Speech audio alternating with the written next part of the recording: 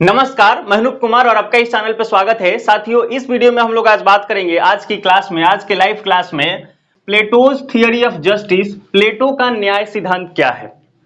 तो देखिए, अगर मैं आपको ध्यान दिला दूं एक बात कि प्लेटो का जो बुक है द रिपब्लिक, जिसमें उसने अपने जस्टिस थियरी के बारे में दिया है, तो द रिपब्लिक बुक है, इस बुक का उपशीर्षक यानी सबटाइटल इसको देते हैं और उसका नाम है कंसर्निंग जस्टिस। ये जो रिपब्लिक जो बुक है उसी का दूसरा नाम हम लोग रखते हैं कंसर्निंग जस्टिस। यानी कि द रिपब्लिक बुक में कुल मिला के यही चर्चा है कि न्याय की स्थापना कैसे होगी। तत्कालीन समय में प्लेटो जो एथेंस का रहने वाला है, वह न्याय की स्थापना के लिए अपनी कृतियां रचा है। हर चीज का अपना एक उद्देश्य होता है। इसी तरह से वो बताता है कि राज का भी अपना उद्देश्य है, व्यक्ति का उद्देश्य है ना। और राज्य को न्याय प्रिय होना होगा, यानी राज्य में जस्टिस होना चाहिए, ये बहुत जरूरी है। और वो कहता है कि जस्टिस जो है वो सर्वश्रेष्ठ वर्चू है, मतलब सबसे बेहतर सद्गुण है, सर्वश्रेष्ठ सद्गुण। ये इसको आपको ध्यान रखना है, सर्वश्रेष्ठ सद्गुण है ना, ये वर्चू इसको बोलते हैं, सर्वश्रेष्ठ सद्गुण है। आप इसको ऐसे बेस्ट वर्चू आप कहें, बेस्ट वर्चू, इससे अच्छा कोई वर्चू नहीं है। जैसे उसने विजडम जो बुद्धि है, हमने theory of three soul in three classes में आपको बताया था कि विजडम को कहता है फर्स्ट वर्चू, फिर जो करेज है उसको सेकंड वर्चू, और जो उत्पादक वर्ग है जिसको आत्म टेम्परेंस है, उसको संयम रखना है और उत्पादन करना है संयम के साथ, तो टेम्परेंस जो है वो तीसरा वर्चू है। और इसका चौथा वर्चू जो है वो न्याय है। नंबर में तो चौथा है लेकिन सबसे बेस्ट है, ये बात आपको ध्यान रखनी है। और यहीं पे हमने उसमें आपको चर्चा में आपको बताया था कि जो जॉन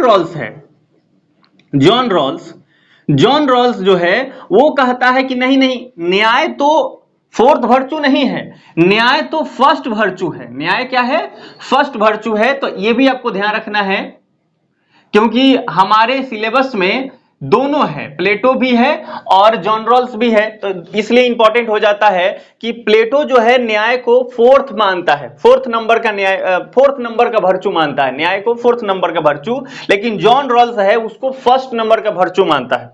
और माइकल सेंडल भी मैंने आपको कराया था कि माइकल सेंडर जो है वो ब्रदरहुड को फर्स्ट वर्चू मानता है। तो कौन किसने क्या बोला है, इस चीज को आपको ध्यान रखना है। तो अभी मैंने आपको रिकॉल करा दिया, जो बेस्ट वर्चू है, सबसे सर्वश्रेष्ठ जो सद्गुण है, उसको न्याय कहता है कौन? प्लेटो।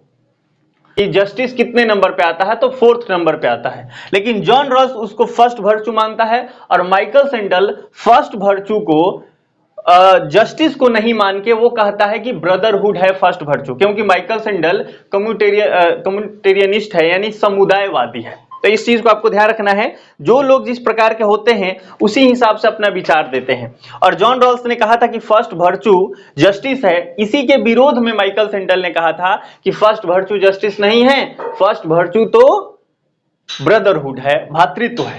चलिए, ये हमने कुछ तथ्य कर लिया। अब हम पुनः आ जाते हैं प्लेटोज थियरी ऑफ जस्टिस पे।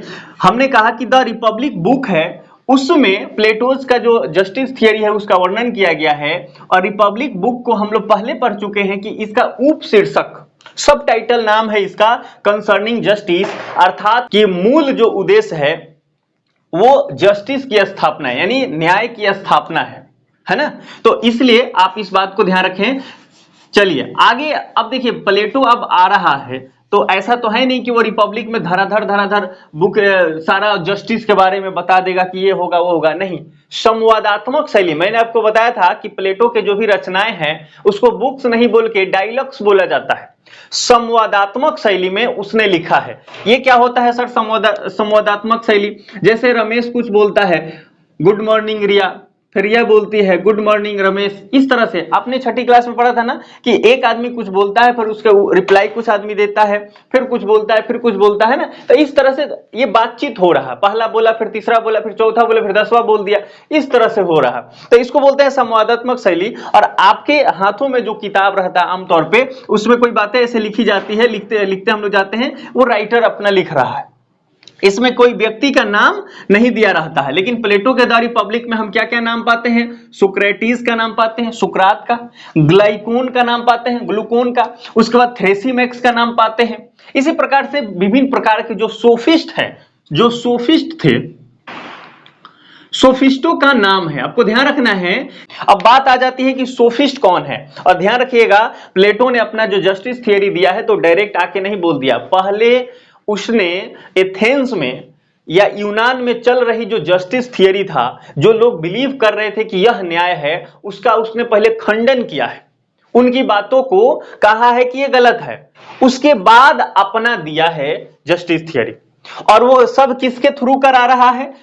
सुकरात के थ्रू, है ना। प्लेटो अपना उस बुक में कहीं अपना नाम नहीं रखा है, सुकरात और उसके जो गुरुजी है सुक्रेटिस, और उसके बाद जो भी सोफिस्ट है उन लोगों में तर्क वितर्क होता है और अंत में उसका निष्कर्ष निकाला जाता है, किसके द्वारा? सुकरात के द्वारा। इसीलिए सुक्रेटिस को कहते हैं कि प्लेटो के जो भी डायलॉग्स है वो सबका वो हीरो है। ऑब्सेप्शन में याद रखना है कि द लॉज में वो कानून की बात करता है, कानून की शासन की बात करता है, तो इसमें सुकरात हीरो नहीं है, वो कुछ और विषय पे ही कानून के शासन पे लिखा गया है। चलिए इतना हमने बात जान लिया। अब हमें ये जानना होगा कि अगर प्लेटो ने अपना जस्टिस थियरी देने से पहले सोफिस्टों के न्याय सिद्धांत को, जस्टिस थियरी को पहले खंडन करता है, उसको गलत साबित करता है और फिर अपना देता है ना, सुकरात के माध्यम से, तो ये सोफिस्टों का क्या था जस्टिस थियरी?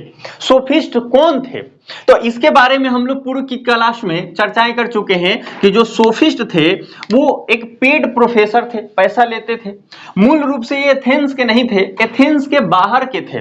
वो अपने रोजगार के खोज में, एथेंस चूंकि रिच हो गया था, मान लो जैसे कोई लंदन ही ले लेते हैं, उसके बाद अमेरिका का कोई शहर ले लेते हैं, तो उस शहर में देखो अलग अलग देश से लोग वहां जाते हैं कि नहीं? क्यों जाते हैं? क्योंकि वहां डेवलपमेंट बहुत ज्यादा है। क्या हम पाकिस्तान के लाहौर जाते हैं? नहीं।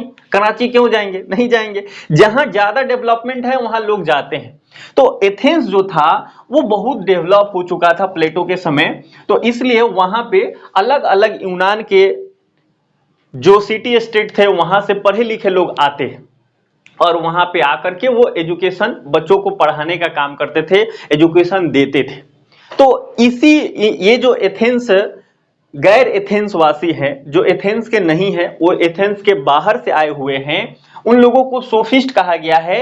और सोफिस्ट एक समूह है जो कि इनका अपना एक विचारधारा है ना। ये जरूरी नहीं कि जो एथेंस के बाहर से आए हैं सब सोफिस्ट है। सोफिस्ट किसको बोला गया है? सोफिस्ट उसको बोला गया है जो अपना, वो एक तो पैसा लेकर बातचीत कर रहा, अब पैसा लेके एजुकेशन दे रहा, शिक्षा दे रहा। दूसरी बात, उसका विचार कैसा है, सबसे इंपॉर्टेंट यही है। सोफिस्टों का विचार कैसा है? तो ये इंडिविजुअलिस्ट है,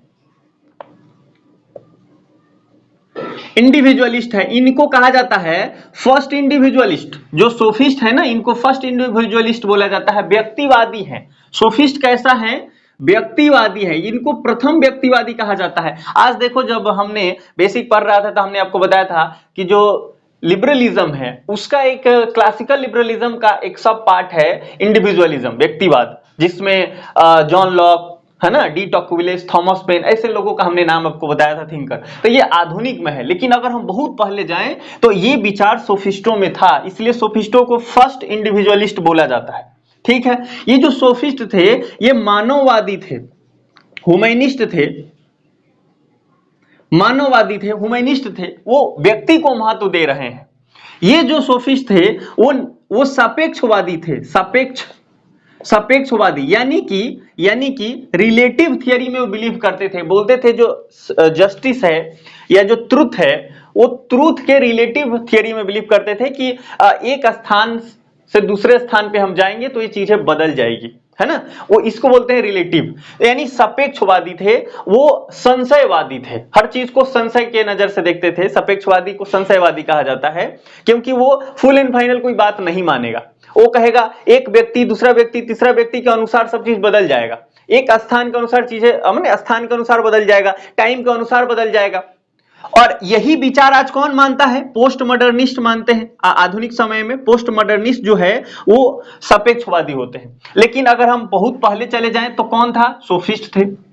ये जो सोफिस्ट थे ये व्यक्तिवादी, मानववादी, सापेक्षतावादी, है ना, सापेक्षतावादी, ये सोफिस्ट लोग थे।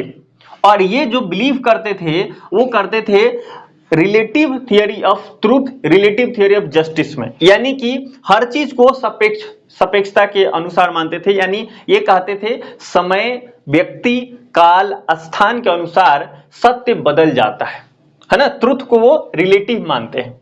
लेकिन आपको ये भी ध्यान है, मैं पुनः ध्यान दिला देता हूं कि जो प्लेटो है और इसका जो गुरु जी है सुकरात, वो अब्सोल्यूट की बात कर रहे हैं, वो अब्सोल्यूट ट्रुथ की बात कर रहे हैं। वो कह रहे यूनिवर्सल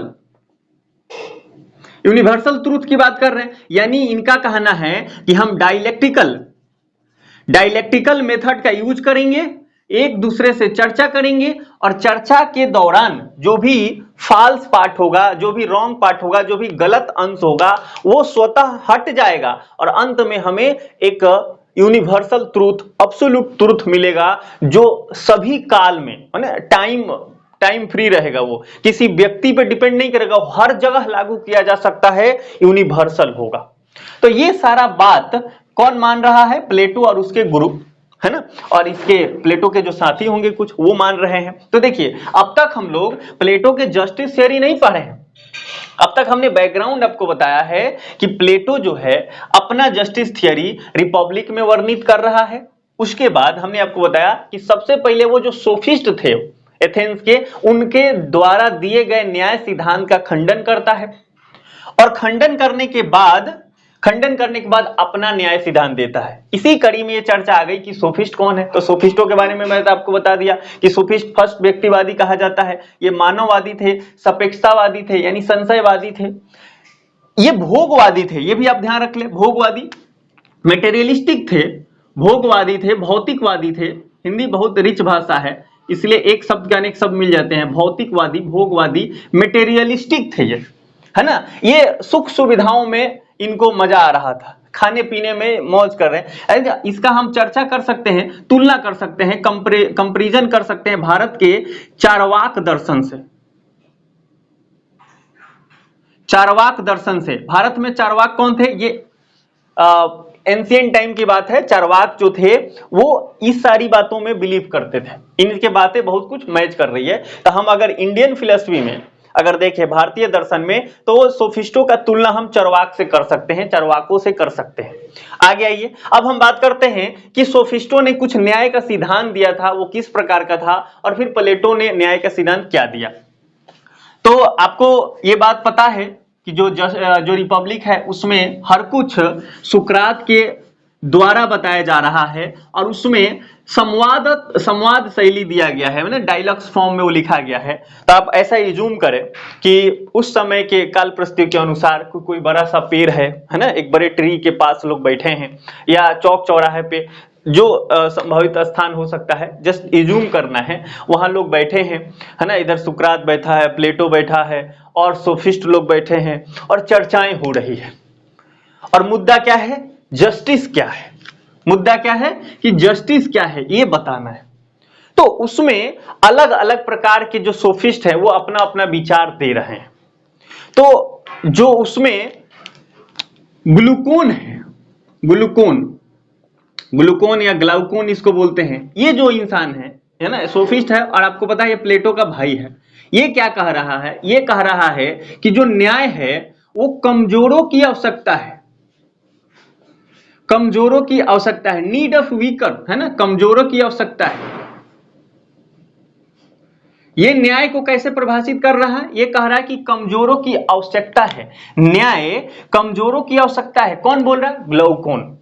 अब बात आती है, अब फिर वो सुकरात बोल रहे ना, ऐसे कैसे, कमजोरों की कैसे आवश्यकता हो सकती है?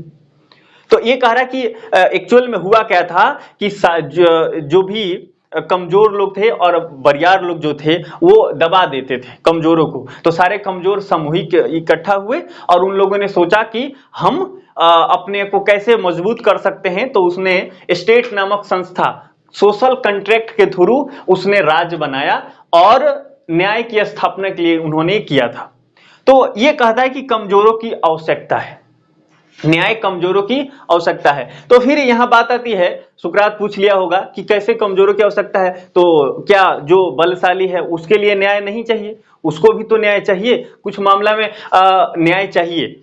अब ये इसलिए कहा जा रहा है कि अगर हम इस बात को अगर सच मान लें कि कमजोरों की आवश्यकता है, तब तो सब लोग चाहेंगे हम कमजोर बने। ये कौन बोला होगा? ये सुकरात बोला होगा है कि अब तो सब कोई चाहेगा हम तो कमजोर है ना, हम तो बड़ा गरीब है, हम तो बड़ा कमजोर हैं।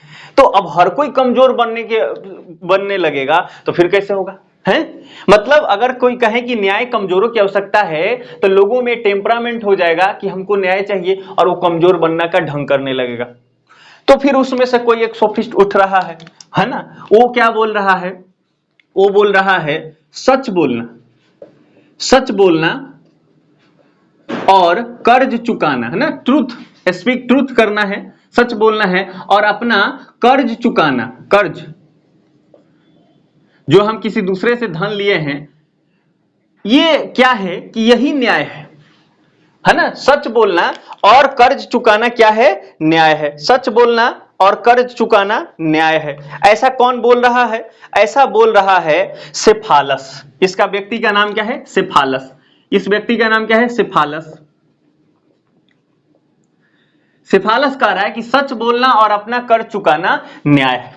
अब सुकरात बोला होगा, क्योंकि बात संवाद हो रहा है। सुकरात क्या बोला है? अगर सच बोलना न्याय है तो आप ऐसे सोचिए कि आप कोई एक व्यक्ति है कमजोर सा, है ना, उसके बाद वो भागे भागे आ रहा है, या जैसा भी हो स्थितियां खराब है उसकी, वो अकेला है और चार लोग बंदूक लेकर, उस समय तो बंदूक नहीं था, कुछ ऐसा टाइप का हथियार लेके आ रहे हैं, लाठी भाला ही लेके आ रहे हैं, उसको मारने के लिए भागे भागे आ रहा, चूंकि अकेला है वो, तो वो आपके घर के आसपास आके छुप जाता है और बताता है कि आप बताइएगा नहीं, और आपको भी पता है कि अगर आप बता दें तो वो लोग इसको पुनः मारेंगे और मार भी सकते हैं, जान भी जा सकती है उसकी, और आप सत्यवादी हैं और आप कह रहे हैं कि नहीं न्याय होगा जब हम सच बोल देंगे, तो आप तो सच बोल दिए, तो वो आके उसको पीट देंगे। तो बताइए, कोई व्यक्ति पिटा रहा है, कोई व्यक्ति का जान चला गया, न्याय है? तो सच बोलना कैसे न्याय हो सकता है? How it is possible? Justice is a truth speaking, है ना, ऐसा समझे। तो कैसे हो सकता है कि सच बोलना न्याय है? तो सिफालस की बात भी कट गई। इसी प्रकार से एक व्यक्ति है थ्रेसीमैक्स, है ना, थ्रेसीमैक्स। थ्रेसीमैक्स क्या कहता है? थ्रेसीमैक्स कहता है कि न्याय जो है ना, शक्तिशाली का हित है।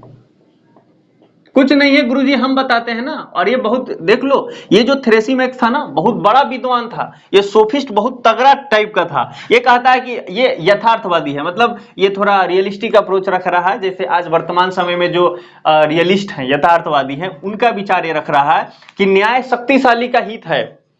जो शक्तिशाली बोल दिया वही न्याय है, जो शक्तिशाली बोल दिया वही न्याय है। न्याय तो शक्तिशाली का हित है।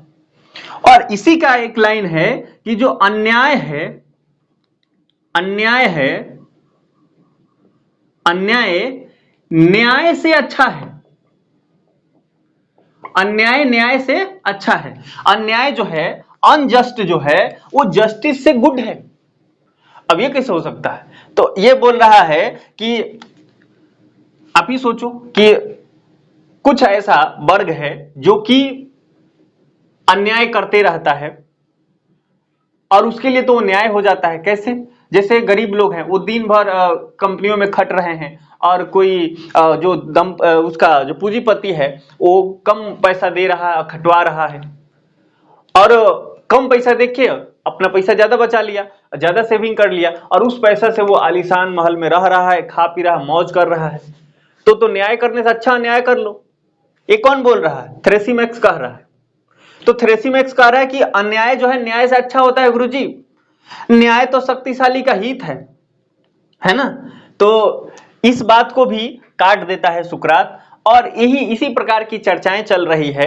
आपके सीयूटी पीजी में इतने डीप में नहीं जाएंगे, है ना, वो तो डायरेक्ट आपसे प्लेटो के जस्टिस से एक्सपेक्ट करेंगे। मैं आपको फाउंडेशन बैच है इसलिए थोड़ा सा चर्चा कर लिया, ये याद नहीं रहे तो भी कोई दिक्कत की बात नहीं है। आप ध्यान रखें कि प्लेटो सुकरात के माध्यम से क्या बोल रहा है कि न्याय है क्या।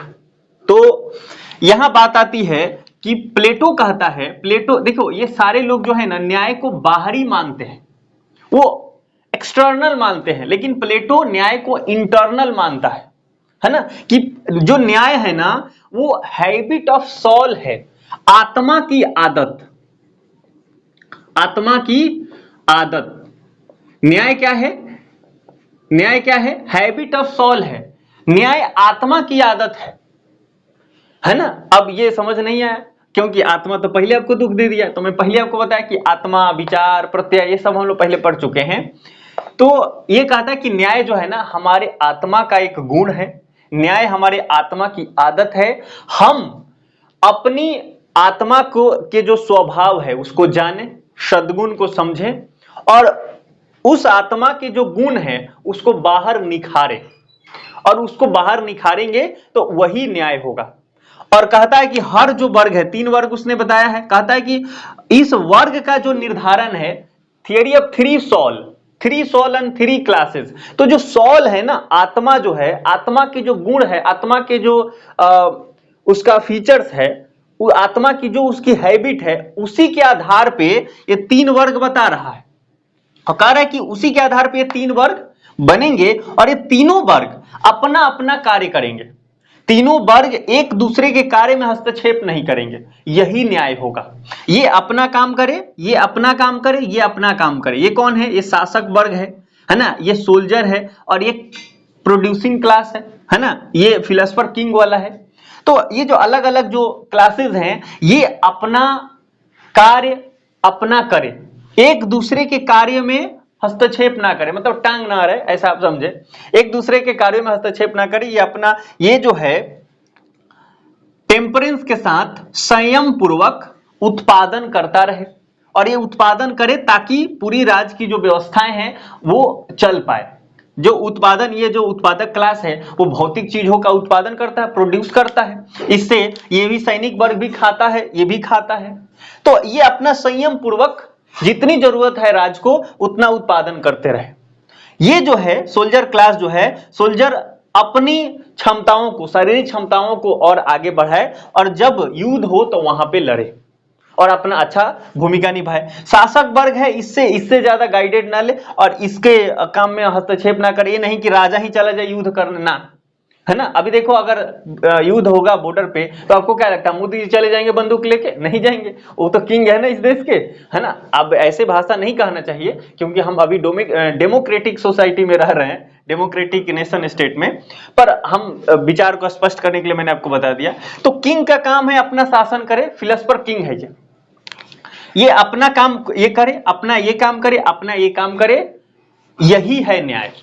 तो अब तक हमने आपको ये बताया कि जो प्लेटो है वो कहता है कि जो जस्टिस है वो इंटरनल है। सबसे पहली बात तो ये हो गया, जो जस्टिस होगा वो यूनिवर्सल होगा, जो जस्टिस होगा वो एब्सोल्यूट होगा। उसके बाद जस्टिस जो है वो हैबिट ऑफ सोल है, आत्मा की आदत है। जो मानव है उस मानव की आत्मा जो है उसकी आदत है। इस हमारे आत्मा के जो गुण है, जो उसके वर्चू है, उसको पहचानना है, आइडेंटिफाई करना है, और आफ्टर दैट उसके अनुसार अपना वर्ग सेलेक्ट करना खुद से। यानी अब ये कैसे सिलेक्शन होगा? ये जैसे एक बच्चा जन्म लिया घर में और ये शुरू से ही हिंसक प्रवृत्ति का है, किसी को झापड़ मार देता है, किसी से कुछ लड़ाई कर लेता है, तो ये माना जाएगा कि इसमें जो करेज की इसका जो आत्मा है, इसका जो सोल है, उसमें करेज का वर्चू पाया जा रहा है, करेज है उसमें, साहस है, तो उसको सोल्जर क्लास में रख दिया जाएगा। उसी घर में हो सकता है इसका भाई हो सकता है इसका भाई हो जो कि खूब पैसा कमाना ऐसा चाहता है, भोगवादी टाइप का है, तो इसको यहां पे रख दिया जाएगा, इसको यहां पे रख दिया जाएगा प्रोड्यूसिंग क्लास में। हो सकता है इसी का एक बहन हो जो बड़ा अच्छा हो, बड़ी अच्छी हो, किताब वोताब पढ़ती हो और आत्मा परमात्मा की बात करती हो, कहती हो कि ये सब जगत जो है, यथार्थ जगत जो हमें दिख रहा है वो सब मिथ्या है, सच तो आइडिया है ना, सच तो फॉर्म है, और इस जगत को झूठा मानती हो। ये लड़की को कहां रख दिया जाएगा? यहां पे रख दिया जाएगा, इसको शासक वर्ग में रख दिया जाएगा। ध्यान दीजिएगा, प्लेटो जो है वो लड़का और लड़की में विभेद नहीं कर रहा है। प्लेटो ये मान रहा है कि हर किसी के शरीर में आत्मा है और उस आत्मा का अपना फीचर्स है। उस आत्मा में जो वर्च्यू होगा, जो ज्यादा उसमें होगा, उसी के अनुसार वो अपना वर्ग निर्धारित कर लेगा, है ना। क्योंकि उसमें देखो विजडम भी होगा, करेज भी होगा और एपेटाइट भी होगा, मतलब वो भोगवादी भी होगा, उस ये तीनों गुण उसके आत्मा का है। लेकिन इसमें देखा जाएगा ज्यादा क्या है, तो अगर उसमें करेज ज्यादा है तो उसको यहां रखा जाएगा, विजडम ज्यादा है तो यहां रखा जाएगा, और टेम्परेंस जो वर्चू है अगर वो रहेगा तो उसको यहां रख दिया जाएगा। ऐसा ये क्लासिफिकेशन कर रहा है, यानी आत्मा के जो फीचर्स है ना, या आत्मा के जो कैरेक्टरिस्टिक है उसके आधार पर इंटरनल मामला मान के ये क्लासिफिकेशन करता है।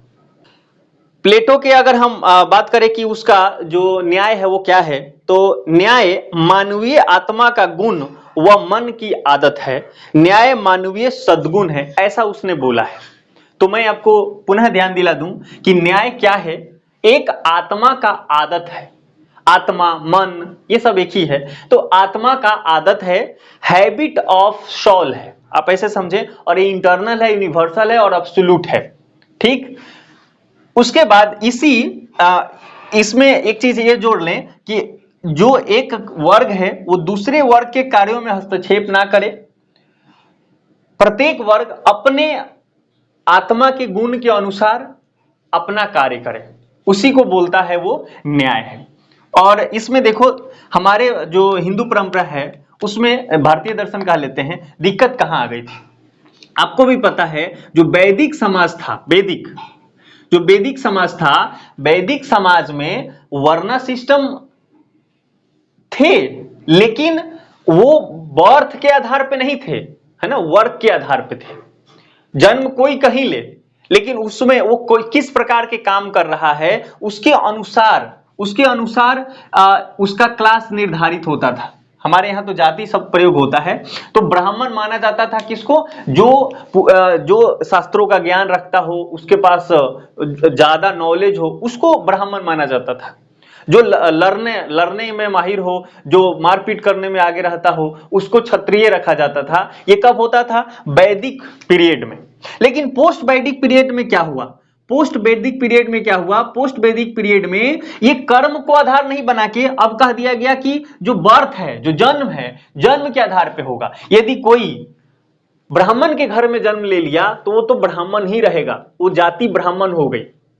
अगर क्षत्रिय के घर में जन्म लिया है तो वो क्षत्रिय ही रहेगा, है ना। और इसको पॉलिटिकल साइंस पर पूरा लागू करो, राजा के घर में जन्म लिया तो राजा का चूंकि बेटा है तो ये राजा ही बनेगा। अब वो कैसा है ये नहीं देखा जा रहा है, उसके आत्मा की आदत कैसा है ये नहीं देखा जा रहा है, उसके आत्मा के सद्गुण वर्च्यू क्या है वो नहीं देखा जा रहा, वो तो बस कहां जन्म लिया उसी के आधार पे जनरलाइज कर दिया गया, तो दिक्कत आती है। और हमारे समाज में अगर हम भारतीय दर्शन की बात करें तो वैदिक परंपरा में सब कुछ ठीक था, और यहां पोस्ट वैदिक में, उत्तर वैदिक काल में चीजें गड़बड़ हो गई और बहुत सारी कुरीतियां समाज में आ गई। इसी तरह से जो प्लेटो यहां क्लासिफिकेशन कर रहा, तो एक अगर बहुत अच्छा से अगर देखा जाए तो ये अच्छा है। अगर हमारे समाज में इसका हमने तुलना करके भी दिखा दिया कि दिक्कतें कहां आई थी, पोस्ट वैदिक पीरियड में आई थी, जब हम बर्थ को बेस बना लिए, है ना, बर्थ को बेस बना लिए। तो ये कह रहा है कि नहीं, आत्मा की जो आदत है, जो हमारे आत्मा में जो गुण है उसके आधार पे डिसाइड करना है, और हर कोई अपने आत्मा के गुण के अनुसार कार्य करेगा। जब ये बात हो जाती है तो जस्टिस थ्योरी हो गया। अब इसमें हम आगे बढ़ाते हैं, जब देखो इससे हमको कुछ चीजें निकल के आती है, जब ये प्लेटो ऐसा बात कहता है तो ये बातें निकल के आती है कि कार्य विशेषीकरण का सिद्धांत, कार्य विशेषीकरण का सिद्धांत, है ना, वर्क स्पेशलाइजेशन है, वर्क स्पेशलाइजेशन यानी कि अब वो हर वर्ग के लिए क्या कर दिया, प्रत्येक क्लास के लिए उसका कार्य फिक्स कर दिया। अगर उसमें विजडम है तो वो पढ़ेगा लिखेगा बनेगा फिलोसोफर, करेज है तो वो सोल्जर में जाएगा, है ना, टेम्परेंस है अगर उसमें सद्गुण तो उसको बना दिया जाएगा प्रोड्यूसिंग क्लास। तो ये जो है ना कार्य विशेषीकरण है, वर्ग विशेषीकरण का यहां सिद्धांत लागू होता है। यह जो है ना एक व्यक्ति माने स्पेशलाइजेशन की बात हो जाती है यहां पे, है ना, व्यक्तियों के लिए निर्धारित हो गया कि आपको ये काम करना है। और ये हमेशा बोल रहा है कि आत्मा के गुण के अनुसार ही ये निर्धारित होगा, ये नहीं कि बाद में जन्म के आधार पर हो जाएगा। एक्चुअल में हो जाता है। अगर कोई पहले मान लो फिलोसोफर किंग बन गया, उसका बड़ा इज्जत हो गया, जैसे हमारे हिंदू परंपरा में ब्राह्मण है, उसके घर में एक बच्चा जन्म लिया, उसके अंदर कुछ भी है, बाद में ब्राह्मण ही माना गया। क्यों? क्योंकि अब वो अगर ग्रीडी टाइप का है, छोटे उसको जाति में रखा जाएगा तो उसके खानदान को भी अच्छा नहीं लगेगा, तो इसलिए वो जैसा भी है क्या कह दिया जाएगा कि अब ये यही रहेगा।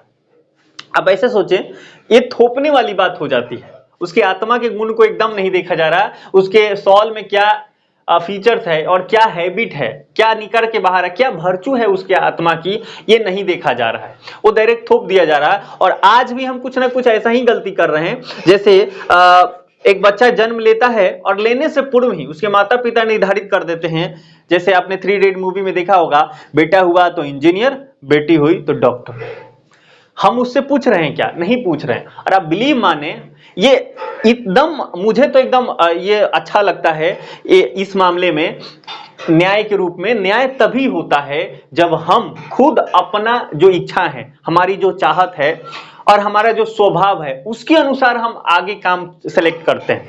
अगर दबाव पूर्ण अगर हमको कोई कार्य के लिए प्रोत्साहित करता है तो फिर वो आगे काम गड़बड़ हो जाता है। जो बेटा है या जो बेटी है उसका मन है सिंगर बनने का, और मम्मी पापा उसको जबरदस्ती इंजीनियर बना रहा, तो नहीं इंजीनियर बन पाएगा, नहीं सिंगर बन पाएगा। तो क्या ये समाज में न्याय होगा? नहीं होगा, है ना। चलिए कुछ तथ्य और हम लिख रहे हैं, आपको इसको लिख लेना है। तथ्य क्या है? फर्स्ट में तथ्य ध्यान रखिएगा, आज के जैसे जो न्याय होता है कोर्ट के द्वारा, प्लेटो का न्याय इस प्रकार की नहीं है। प्लेटो का जो न्याय है वो लीगल जस्टिस नहीं है। प्लेटो का जो न्याय है वो एथिकल है, एथिकल जस्टिस, है ना, एथिकल जस्टिस, नॉट लीगल। इस बात को एकदम ध्यान रखना है कि प्लेटो का जो न्याय है वो तो एथिकल है, और ये एथिकल जस्टिस यानी राइटिगनेस को ये सूचित कर रहा है, अच्छाई के लिए, है ना, राइटिगनेस को ये सूचित कर रहा। यहां आप एथिकल के स्थान पे जो प्लेटो को अगर तुलना कर लें तो राइटिगनेस भी होगा, यानी राइटिगनेस अच्छा क्या होगा, है ना, अच्छा क्या होगा। इसके संदर्भ में यह है, जस्टिस जो है आपको एकदम एक लाइन में याद रखना है कि जो प्लेटो का जो जस्टिस है वो लीगल नहीं है, वो एथिकल है। क्यों? क्योंकि आत्मा है ना, इसमें आत्मा के अनुसार गुण की बात हो रहा है। ये थोड़ी कहा जा रहा है कि ये जो जस्टिस होगा वो कोर्ट के द्वारा हथौड़ा मार के दिया जाएगा, नहीं, वो तो खुद ही व्यक्ति को निर्धारित करना है, नैतिक रूप से उसको निर्धारित करना है कि मैं किस प्रकार का हूं, है ना। तो इसलिए प्लेटो का जो जस्टिस है वो एथिकल है, लीगल नहीं है। इस बात को आप एकदम ध्यान रखें। ये सारी बिंदु प्लेटो के जस्टिस में आता है। मैं आपको रिवाइज करा देता हूं, प्लेटो के जस्टिस में क्या है। प्लेटो रिपब्लिक में अपना जस्टिस थियरी का वर्णन करता है, संवादात्मक शैली में लिखा गया, डायलॉग्स फॉर्म में। तो सुकरात बोलता है, सोक्रेटिस बोलता है, और सोफिस्टो से चर्चा होती है, तर्क वितर्क होता है। अंत में जो सुकरात है वो एब्सोल्यूट ट्रुथ निकालता है, यूनिवर्सल ट्रुथ निकालता है, और क्या कहता है कि हर दुनिया में हर समय ये लागू होगा। क्या? कि जो जस्टिस है वो हैबिट ऑफ सोल है, आत्मा की आदत है, वर्च्यू है। हमारे हृदय में, हमारे सोल में जिस प्रकार का वर्च्यू होगा, जिस प्रकार का सद्गुण होगा, उसी के अनुसार हम उसको पहचाने और उसको निखारें और आगे बढ़े। और एक व्यक्ति दूसरे व्यक्ति के कार्यों में हस्तक्षेप नहीं करेगा। यही है इसका जस्टिस, है ना। पहले की पूर्व की जो भी जस्टिस थियरी थी उसका उन्होंने खंडन किया है और अपना इस प्रकार की जस्टिस दिया है। इसको अगर हम विश्लेषण करते हैं तो हमें यह पता चलता है कि जो प्लेटो का जस्टिस है वो एथिकल जस्टिस है, वो लीगल जस्टिस नहीं है। आज की जो जस्टिस मिलता है बाई कोर्ट, है ना, हथौड़ा मार के, है ना, उस वक्त कोर्ट जो दुगो रहते हैं वकील, तो वैसा नहीं है। ये खुद से आत्मा के हैबिट के अनुसार, आत्मा के जो वर्च्यू है उसके अनुसार डिसाइड करने की बात किया जा रहा है। ठीक है, होपफुली आपको ये बात समझ में आ गया होगा। चलिए, एक अगर आप याद रख सके तो याद रखें कि प्लेटो जो है जस्टिस, तो देखो जस्टिस तो इंग्लिश वर्ड है ना, ये वो तो ग्रीक के हैं, तो जो ग्रीक शब्द है, ग्रीक शब्द डिकायोजनी, डिकायोजनी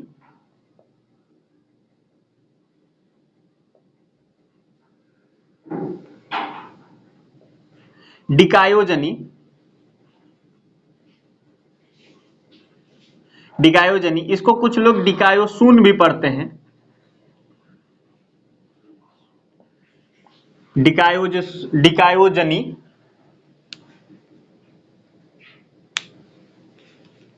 डिकायोसून भी पढ़ते हैं, डिकायोसून, है ना, कुछ लोग इसको डिकायोसून पढ़ते हैं। यानी प्लेटो जो है ये जस्टिस थियरी अभी हम लोग जो भी पूरा चर्चा किए वो डिकायोजनी कहता है, अपने ग्रीक शब्द में उसको डिकायोजनी कहते हैं। और ये जो डिकायोजनी है, ये जो जस्टिस वर्ड है इससे बड़ा व्यापक है, लेकिन ये जो डिकायोजनी है वो एथिकल वे में है, ठीक है। तो अब ये गड़बड़ नहीं होना है, कंफ्यूज नहीं होना है, डिकायोजनी है चाहे जस्टिस है, प्लेटो के संदर्भ में आया है जस्टिस का वर्णन, तो हम ये कहेंगे कि एथिकल है, लीगल नहीं है, ठीक। इसमें एक चीज अब हम लोग और देख लेते हैं, आपको मैं ध्यान दिलाता हूं, देखिएगा, प्लेटो थियरी ऑफ जस्टिस है, प्लेटो न्याय मान रहा है, किसको मान रहा है कि आत्मा की जो आदत है उसके अनुसार आपको काम करना है। तो यदि आपकी आत्मा में ऐसा वर्चू है विजडम का अगर वर्चू है तो आप बनेंगे किंग यानी फिलोसफर, ठीक है। अगर आप में करेज है तो आप बनेंगे सोल्जर, है ना। यदि आप में टेम्परेंस है तो आप बनेंगे प्रोड्यूसिंग क्लास, है ना, आप प्रोड्यूसिंग क्लास में जाएंगे। ये कहां जाएगा, ये फिलोसफर किंग क्लास में जाएगा, है ना, रूलिंग क्लास है। देखो रूलिंग क्लास ये दोनों होता है, इसलिए यहां फिलोसफर किंग लिखना है और यहां सोल्जर, है ना।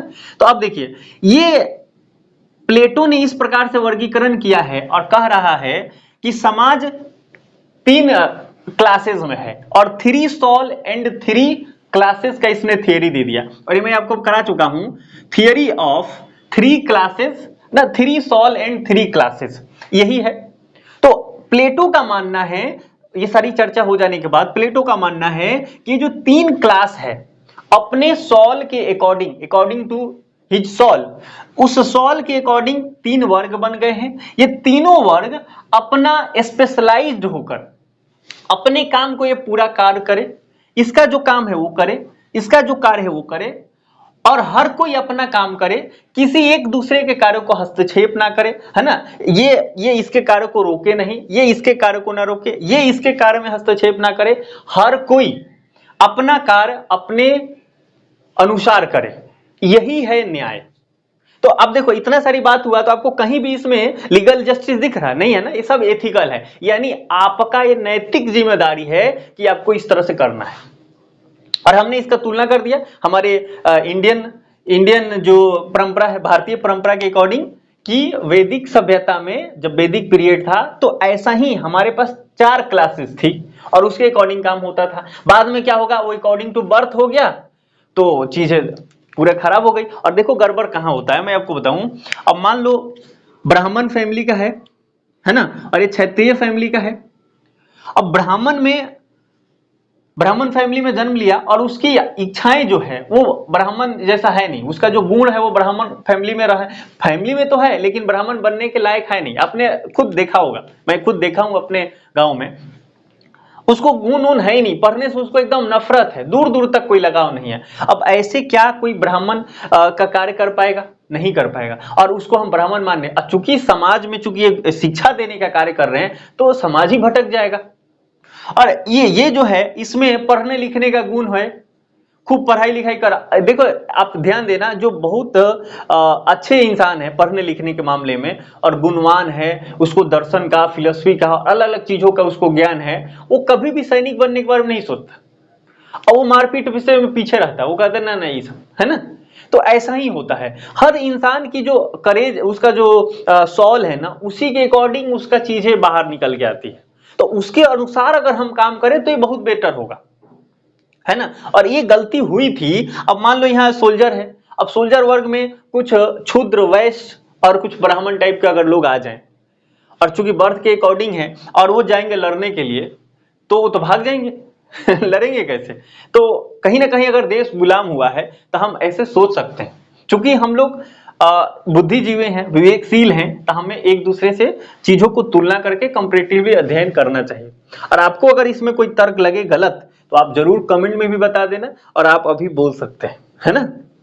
तो ये चीजें हो जाएंगी, ये चीजें मैं आपको बता दी। अब समझ में आ गया प्लेटो का जो जस्टिस है वो क्या है। 3 क्लासेस और 3 सॉल के अकॉर्डिंग, ये 3 सॉल के अकॉर्डिंग 3 क्लास बनेंगे, और ये क्लास अपना अपना कार्य करेगा, है ना। तो अब ये जो इसमें जितने सारे लोग आएंगे केवल इसी प्रकार के कार्य करेंगे। इस वर्ग के लिए जो निर्धारित कार्य है वो करना है, रूल करना है। इनके लिए क्या है, वो सैनिक है, तो सैनिक है तो उनको अच्छा से अगर युद्ध हो जाए तो लड़ने में रहना है। इसका अगर क्या काम है, ये प्रोड्यूसिंग क्लास है तो टेम्परेंस के साथ उनको प्रोड्यूस करना है ना, जो ताकि ये सारे वर्ग जो है वो खा पी ले, ये भी खा ले, ये भी खा ले, ये भी खा ले। तो अब यहाँ क्या हो रहा है ना, स्पेशलाइजेशन की बात हो जा रही है, यहाँ वर्क स्पेशलाइजेशन आ जाता है। प्लेटो के जो जस्टिस थियरी है उसमें हमें क्या दिखता है, वर्क स्पेशलाइजेशन। वर्ग भी बन रहा है, सॉल को भी उसने बांट दिया है, और कार्य को भी निर्धारित कर दिया है कि कौन सा काम कौन करेगा। वर्क स्पेशलाइजेशन है, ऐसा नहीं कि कोई काम को, ऐसा नहीं कि लड़ने जाना है तो भेजा, इसको भेजा दो ना, लड़ने जाना तो यही जाएगा, वर्क स्पेशलाइजेशन है। और हमें भी पता है, आपको भी पता है कि वर्क स्पेशलाइजेशन जो होता है अच्छा होता है ना। इसी वजह से आज की पैटर्न अगर देखें एजुकेशन सिस्टम में, तो पॉलिटिकल साइंस का कोई स्टूडेंट है तो उसको केवल पॉलिटिकल साइंस ही पढ़ाना, माने बीए से ही ये शुरू हो गया, फिर एमए करना है, फिर उसी में पीएचडी करना है ना, इस तरह से करते जाना है। फिर वो आगे जो भी आगे करे प्रोफेसर वगैरह बनेगा तो सब वही होगा। तो देख रहे हो कहां से शुरू दे देते, ये वर्क स्पेशलाइजेशन होता है। आप किसी एक फील्ड में गोता लगाएं, एक फील्ड को ही गहनता से पढ़ें, और तभी, अब ऐसे पढ़ेंगे तभी तो कुछ नया कर पाएंगे। अब मान लो एक साल पढ़ा पॉलिटिकल साइंस, अगले साल उसको मैथ पढ़ा दिया गया, है ना, फिर उसके बाद उसको साइंस पढ़ा दिया गया, और उसके बाद उसको कहा गया चलो तुम हिंदी पढ़ लो, हिंदी साहित्य। अब बताओ ना, ये यहां रहेगा ना यहां रहेगा, नहीं कहीं का कोई नहीं रहे। तो क्या फिर पॉलिटिकल साइंस डेवलप हो सकता है? क्या मैथ डेवलप हो सकता है? नहीं हो सकता। डेवलपमेंट के लिए हमें स्पेशलाइजेशन जरूरी होता है। तो ऐसी चीजों पर अगर हम देखें तो बड़ा ही ये व्यापक हो जाता है। और ये जो अकॉर्डिंग टू शॉल है, जो भर्चू के अकॉर्डिंग ये जो क्लास का निर्धारण किया गया है, वर्क का निर्धारण किया गया है, ये गलत नहीं है। आपको भी कभी कभी मन में आता होगा हम क्यों पढ़ते हैं प्लेटो को, यार इतना 2500 साल पहले आया था, और दे के चला गया, उसको हम आज पढ़ रहे हैं क्योंकि उसकी जरूरत है आज। अरस्तु को नहीं पढ़ेंगे कैसे चलेगा, वो तो फादर ही है पॉलिटिकल साइंस का। ये क्यों है? क्योंकि इन लोगों ने कुछ ऐसा कर दिया है। और आपको नहीं लगता कि यूनिवर्सल ट्रूथ लग रहा है? इन लोगों ने इतना तर्क वितर्क करके और सोच के, और इनकी चाहत थी हम यूनिवर्सल बनाए। ठीक है, प्लेटो का जो आइडियल स्टेट था वो लागू नहीं हो पाया, लेकिन अगर जस्टिस को अगर देख लिया जाए और तुलनात्मक रूप से अगर सोचा जाए, गहन विश्लेषण किया जाए, तो आपको कुछ मामले में एकदम ये सही लगेगा, है ना, कि आत्मा के अनुसार, है ना, जो हमारे शरीर की जो आत्मा है उसमें जो गुण है ना, हमारा जो स्वभाव है, सद्गुण है, उसके अनुसार अगर हम आगे बढ़ें तो हम निश्चित ही जो विकास है हमारा वो तेजी से हो सकता है और दूरगामी होगा। देखते हैं कौन इसका सही जवाब देता है। इसी के अकॉर्डिंग हम लोग क्वेश्चन बनाए, देखिएगा। According to Plato's theory of justice, है ना, प्लेटो के थियरी ऑफ जस्टिस के अनुसार सही कौन है, राइट चीज बताना, राइट स्टेटमेंट। आपको राइट स्टेटमेंट बताना है कि ये कौन सही है इसमें। तो मैं पहला स्टेटमेंट लिखता हूं। प्लेटोस थियरी ऑफ जस्टिस जो था, it is ethical justice, it is a type of राइटिंगनेस,